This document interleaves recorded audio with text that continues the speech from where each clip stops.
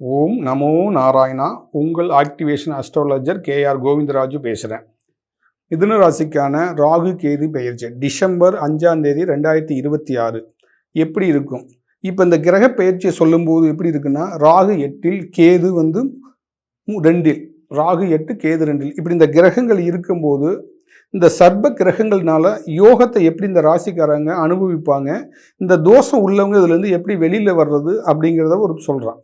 பொதுவாக நம்ம ஜாதகத்தில், பிறப்பு ஜாதகத்தில் மேஷம், ரிஷபம், கடகம், கன்னியில் இந்த ராகு இருந்துச்சுன்னா ராஜ யோகத்தை கொடுக்கக்கூடிய கிரகம். அதே கோடீஸ்வர யோகத்தையும் கொடுக்குது. குருவோட கேது சேர்ந்தா கேல யோகம்பாங்க, கோடீஸ்வர யோகம்பாங்க. இந்த யோகங்கள் அந்தந்த கிரகங்களோட சேரும்போது உருவாகிறது. அப்போ இந்த கிரகங்களுடைய தோஷம் இருக்கும்போது குருவும் கேதுமே சேர்ந்து இருந்தாலும் ஜாதகத்தில் அந்த யோகம் வேலை செய்யணும். இல்லை நமக்கு ராகு கேது பெயர்ச்சி காலத்தில் நமக்கு அந்த யோகம் வேலை செய்யணும். இதுதான் பொதுவான கருத்து. அதுக்கு தான் நம்ம ஜாதகம் பார்க்கறது, அதுக்கு தான் நம்ம பெயர்ச்சி பலன் பார்க்கறது. அப்போ ஒவ்வொரு கிரகங்களுடைய பவர் நமக்கு எந்த அளவுக்கு இருக்குன்னு தெரிஞ்சுக்கிறது. அப்போ இதெல்லாம் நடக்குது, நம்ம பார்த்துக்கிட்டு இருக்கிறோம். நமக்கு இது நாள் வரையிலும் அந்த மாதிரி சம்பவங்கள் நடக்கிறது இல்லைங்கிறது நிறைய பேர்த்தோடைய ஒரு குமுறலாக இருக்குது. அப்போ ஜாதகம் பார்த்தாலும் சரி, பெயர்ச்சி பலன் பார்த்தாலும் நமக்கு நடக்கிறது இல்லைன்னா அந்த கடுமையான ராகு கேது தோஷம் இருக்கிறதுனால நமக்கு அது நடக்கிறது இல்லை. இந்த தோஷங்கள் என்னென்ன செய்யும் அப்படின்னு சொன்னால், இந்த தோஷத்தினால திருமணம் நடக்காமல் இருக்கும், குழந்தைகள் கிடைக்காம இருக்கும், குடும்பத்தில் பிரச்சனையாக இருக்கும், வம்பு வழக்கு இதெல்லாம் தொடர்ந்து இந்த தோஷத்தினால ஏற்பட்டுக்கிட்டே இருக்கும்.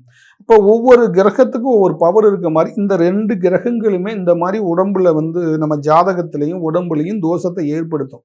அப்போ இந்த கிரக தோஷங்கள் விலகிறதுக்காகத்தான் நம்ம கிரக கோவிலுக்கு போகிறோம், நவகிரக கோவிலுக்கு போகிறோம். ஒவ்வொரு நவகிரகத்துக்கும் ஒவ்வொரு இடம் இருக்குது. இப்போ ராகுன்னா திருநாகேஸ்வரம், கேதுன்னா கீழ்பெரும்பள்ளம், ராகுக்குன்னுடைய தாக்கம் அதிகமான நாகர்கோவில்.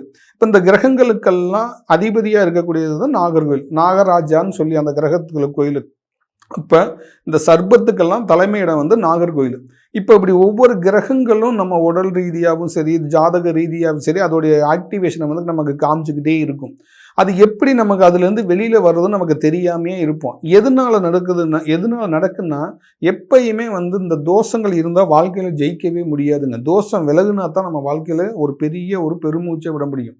இப்போ பெருமூச்சுங்கிறது என்னென்னா, இப்போ எப்படி சர்பம் எடுத்தாலும் சர்ன்னு வருது பார்த்தீங்களா, வீசும், அதோடைய வேகம் காமிக்கும், படம் எடுக்கும். இதெல்லாம் இந்த ராகுவால் வர்றது.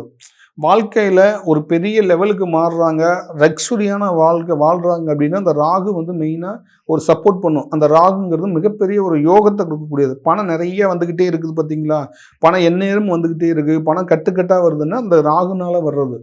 இது 2மே இந்த கிரகங்கள்னால ஏற்படுறது. இந்த தோஷம் இல்லைன்னா அங்கே பணம் சேர்ந்துக்கிட்டே இருக்கும். இந்த தோஷம் இருந்தால் இருக்கிற பணம் கரைஞ்சிக்கிட்டே இருக்கும்.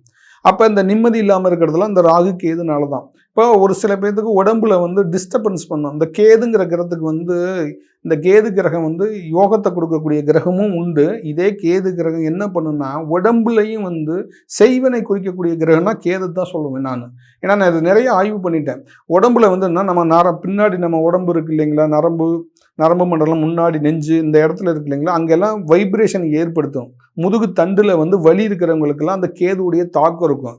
அந்த முதுகு தண்டு வலி அதிகமாக இருக்குதுன்னா வயிற்றில் அவங்களுக்கு சின்ன மருந்து இருக்கும். அப்போ அந்த மருந்து வெளியில் வரும்போது தான் அவங்க உடல்நிலை சரியாகும். இது டாக்டர் கண்டுபிடிக்க முடியாது, டாக்டர் தெரியாது, ஸ்கேன்லேயும் வராது. இப்படி மறைமுகமாகவே இயற்கையிலே உடம்பில் டிஸ்டர்ப் பண்ணக்கூடிய கிரகம் கேது. ஜாதகத்திலையும் உடலையும் பாதிக்கக்கூடியது தான் கிரகங்கள். நீங்கள் பொதுவாக கிரகத்துடைய பெயர்ச்சி பார்த்தாலும் சரி, கிரகங்களை பற்றி நீங்கள் கேட்டாலும் சரி, ஒவ்வொரு கிரகங்கள் ஒவ்வொரு விதமான ஆக்டிவேஷனை பண்ணும். உடல் ரீதியாகவும் ஜாதக ரீதியாகவும் நம்ம நினைக்கிறோம் ஜாதகத்தை பார்த்துட்டா நமக்கு உடம்புல ஒன்றும் பண்ணாதுன்னு. கிரகங்கள் 2மே தொடர்பு உண்டு. உடலுக்கும் நம்ம ஜாதகத்துக்கும் தொடர்பு உண்டு கிரகங்கள். அதனால தசை புத்திகள் இருக்குது. அப்போ ராகு தசை 18 வருஷம், கேது தசை 7 வருஷம். இந்த கிரகங்களுடைய தசை காலங்கள் வரும்போது நமக்கு யோகத்தை கொடுக்கணும். யோகம் இல்லாமல் அதுக்கு மாறா தோஷத்தை கொடுத்துச்சுன்னா நம்ம வாழ்க்கையில் கீழே வந்துடுவோம். அப்போ இந்த தோஷங்கள் கடுமையாக இருக்கக்கூடாது. கிரக தோஷங்கள் நமக்கு எப்பயுமே ஜாதகத்தில் கடுமையாக இருக்கக்கூடாது. ஜென்ரலாகவே தோஷம்னா நார்மலாக 12 ராசிலையும் சரி, ஜாதகத்திலும் சரி, ஏதோ ஒரு கட்டத்தில் ராகு கேது இருக்கும். அது நார்மல் தோஷங்கிறது எப்படி கண்டுபிடிக்கிறது, இல்லை நார்மலாக வந்து நமக்கு ரிலீஸ் ஆகுறது அப்படிங்கிறது கண்டுபிடிக்கிறதுனா ஜென்ரலாக வந்து நம்ம ஜாதகம் பார்ப்போம். நீங்கள் நவக்கிரக கோயிலுக்கு ராகுஸ்தலத்துக்கு போயிட்டு வந்தீங்கன்னா சரியாயிரும் அப்படின்னா அந்த கோயிலுக்கு போயிட்டு வரும்போது இப்போ ராசி கட்டத்தில் கோச்சாரத்தில் கிரகம் வருது. சார் நீங்கள் இப்போ எனக்கு இந்த இடத்துக்கு வந்திருக்கு 2ஆம் இடத்துக்கு வருது சரியில்லை. நீங்கள் இப்போ இந்த 2ஆம் இடத்துக்கு ஒரு கேது வரும்போது நீங்கள் கீழ்ப்பொற்பள்ளம் போயிட்டு வாங்க சரியாயிரும் அப்படின்னா சரியாயிரும். அதே மாதிரி இப்போ வந்து 8ஆம் இடத்துல ராகு இருக்குது, நீங்கள் ராகுஸ்தலம் திருநாகேஸ்வரம் போயிட்டு வாங்கன்னா சரியாயிரும். இது வந்து கோச்சாரத்தில் கிரகங்கள் வந்து மாறும்போது இது சரியாகக்கூடியது. இது கோச்சாரத்தில் மாறும்போது அதே மாதிரி பெயர்ச்சியிலும் மாறும்போது நம்ம பெயர்ச்சி பார்த்துட்டு இந்த கிரக கோயிலுக்கு போகும்போது சரியாகும். ஆனால் இப்படி கோயிலுக்கும் போயிட்டு வந்து சரியாகலையும் போது என்ன ஆகுன்னா இந்த கிரகங்களுடைய தாக்கம் அதிகமாக இருக்குன்னு அர்த்தம். அப்போ வந்து நமக்கு தெரிஞ்சோ தெரியாமையோ பாம்பு அடிச்சிருப்போம். எதுவுமே நம்ம ஞாபகம் வச்சிருக்க மாட்டோம். இப்போ நைட்டில் காரில் போகிறோம், டூ வீலரில் போனால் தெரிஞ்சிடும், காரில் போகும்போது தெரியாது. அப்போ நைட்டில் எங்கேயாவது நம்ம தோட்டத்தில் விவசாயம் பண்ணும்போது வர்றோம் போகிறோம் அப்படிங்கும்போது இது தெரியாமல் நடந்திருக்கிறதுக்கு வாய்ப்பு நிறையா இருக்குது. அப்படி நடக்கும்போது தெரியாது, நமக்கு அது ஞாபகமே இருக்காது. ஆனால் அந்த ஞாபகம் இருக்காது, ஆனால் அதோடைய தாக்கம் தான் நமக்கு எப்பயுமே தடையாக இருக்கும். அதுக்காகத்தான் நம்ம அதை பார்க்குறது. அப்போ அந்த ராகு கேது தோஷம் நமக்கு உடம்புலையும் ஜாதகத்துலையும் இருக்குதா, அவங்களுக்கு சொன்ன மாதிரி இந்த மாதிரி உடம்புல வந்து அந்த மருந்து இருக்குதா அப்படின்னு துல்லியமாக கண்டுபிடிச்சிடலாம். இப்போ நான் நிறைய பேர்த்துக்கு அந்த மாதிரி கண்டுபிடிச்சி அனுப்பிச்சு மருந்து எடுத்தே காமிச்சிருவோம்.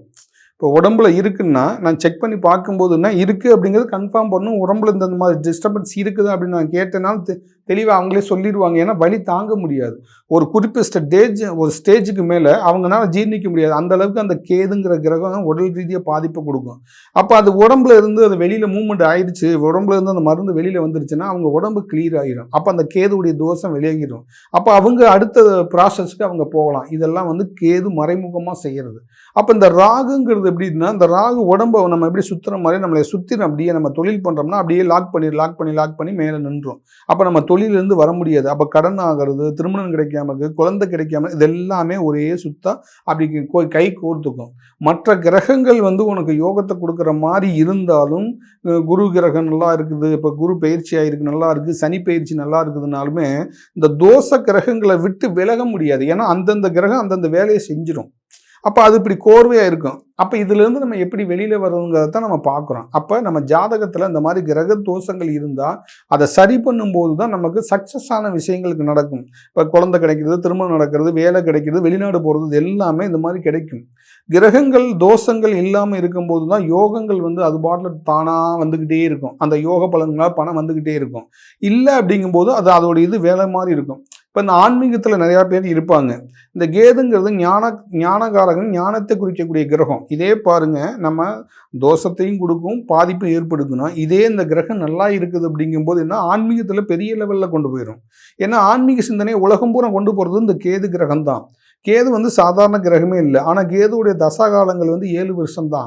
ஆனால் அந்த கிரகத்துடைய பவரேஷன் வந்து உங்களுக்கு மிகப்பெரிய ஒரு ராஜயோகத்தை கொடுத்துரும். அந்த கிரகத்தோட குரு சேருது வந்துங்க, கேல யோகம்பாங்க, கோடீஸ்வர யோகம்லாம் வந்து இந்த கேதுங்கிற கிரகத்தோட குரு சேரும்போது, இந்த 2 கிரகம் சேரும்போது யோகத்தை கொடுத்துரும். ஏன்னா இங்கே தோஷம் இல்லாமல் இருக்குது. கேது தோஷமோ ராகு தோஷமோ இல்லாம இந்த சாபம் நீக்கக்கூடிய கிரகம் தானே குருன்னு சொல்லியிருக்காங்க. குரு பார்த்தா கோடி நன்மைன்னு சொல்ற மாதிரி குரு வந்து சாபம் இல்லாத கிரகத்தோட சேரும்போது யோகத்தை ஏற்படுத்திடும். டக்குன்னு டாப் லெவலில் கொண்டு வந்து விட்டுரும்.